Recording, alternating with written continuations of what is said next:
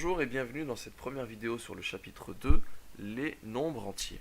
Alors, dans cette vidéo, on va se concentrer sur les ensembles de nombres. Alors la première question qu'on peut se poser, c'est qu'est-ce qu'un ensemble de nombres? Eh bien, sachez que les nombres sont regroupés par famille, puisque certains nombres vont posséder les mêmes propriétés et les mêmes caractéristiques. Le premier ensemble qu'on va voir ensemble, c'est l'ensemble des entiers naturels. Qu'est-ce qu'il faut savoir sur cet ensemble? Eh bien, c'est un ensemble déjà qui va se noter grand N, et vous le voyez ici, il y a une double barre, et vous verrez que tous les ensembles de nombres vont posséder une double barre dans leur notation. Qu'est-ce qui contient cet ensemble de nombres? Eh bien, il contient les entiers positifs. Alors déjà, une première chose, pourquoi est-ce qu'on appelle ça l'ensemble des entiers naturels? Puisque l'homme, en fait, naturellement, lorsqu'il décrit le monde qui l'entoure, bien, il va penser à des nombres qui sont entiers et positifs. Alors, on va représenter l'ensemble des entiers naturels comme ceci, et vous allez voir qu'au fur et à mesure, on va construire des ensembles de plus en plus grands qui vont à chaque fois contenir les ensembles précédents. Alors, on peut citer quelques exemples de nombres qui sont des entiers naturels. Bien, par exemple, on a le nombre 1, le nombre 12, 25, 36, et tous les nombres entiers positifs. Il y a un deuxième ensemble de nombres qui est celui des entiers relatifs. Alors, vous voyez que tout à l'heure on avait représenté l'ensemble des entiers naturels.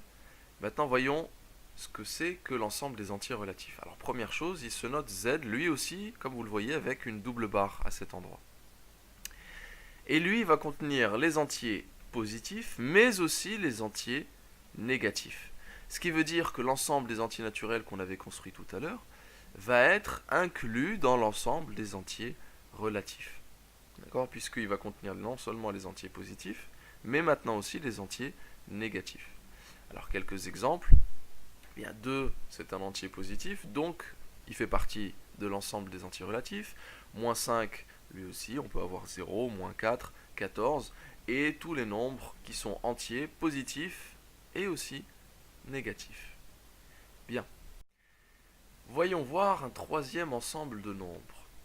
C'est ce qu'on va appeler l'ensemble des nombres rationnels. Alors comment est-ce qu'on note l'ensemble des nombres rationnels? On va le noter Q avec lui aussi, comme tout à l'heure, une double barre à cet endroit-là. Et qu'est-ce que c'est que l'ensemble des nombres rationnels? Eh bien, c'est tous les nombres qui peuvent s'écrire sous la forme d'une fraction. Alors, un nombre entier peut s'écrire sous la forme d'une fraction, qu'il soit positif ou négatif. Donc, de la même façon que tout à l'heure, l'ensemble des nombres rationnels va englober l'ensemble des entiers naturels, l'ensemble des entiers relatifs, et on va ajouter certains autres nombres.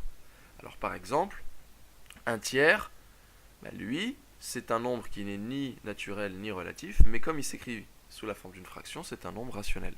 25 dixièmes, lui s'écrit également sous la forme d'une fraction, mais une fraction particulière, puisque c'est une fraction décimale.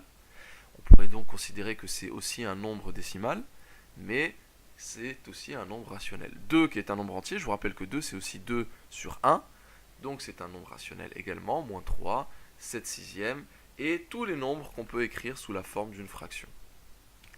Alors, première remarque, comme je l'ai dit tout à l'heure, les nombres décimaux sont aussi des nombres rationnels, puisqu'ils s'écrivent sous la forme d'une fraction qui porte un nom particulier, les fractions décimales.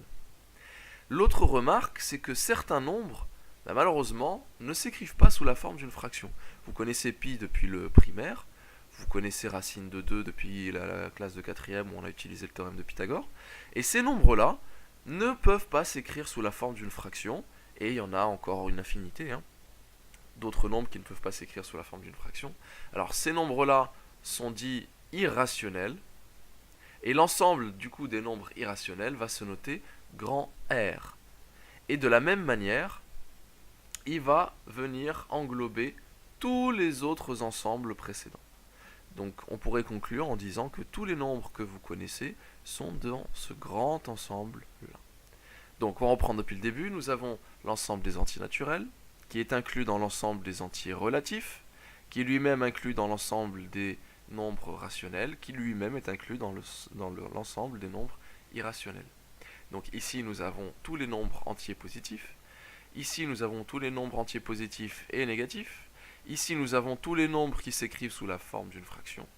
Et ici, nous avons en réalité tous les nombres que vous connaissez à ce jour. Voilà, je vous remercie. Maintenant, c'est à vous de compléter votre cours.